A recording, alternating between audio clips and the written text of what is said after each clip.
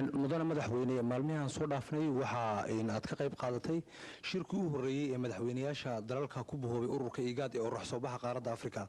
ururkaasi abuuritaankiisu ama hawshiisu hawlqabadnimadiisu inteebay adiga kugu muuqataa inay rajadeedu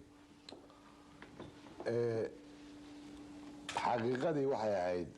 ra'yi aad u wanaagsan in wadamada geeska Afrika ku yaala ay isu yimaadaan iyadoo danahoodana ay ka wada hadlaan haddana shirka noocaas oo kaleeta ahaa wuxuu waxtar ka noqonaya sidii looga hortagi lahaa dhibaatooyinka la soo gudboonaaday muddooyinkan dambeeto Afrika khaasa geeska Afrika amaba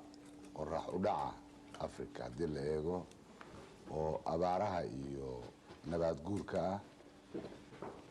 si fiican buna u dhacay waxaana shaki iiga jirin haddii si fiican loo wada shaqeeyo in ay dhibaatooyin badan oo dabiici ahaana faydi doonto isla markaasna si dadban ay uga qayb geli doonto is-afgaradka iyo wax wada qabsiga ama siyaasiga ah ama muxuu ahaa dhaqanka ah ama dhaqaalaha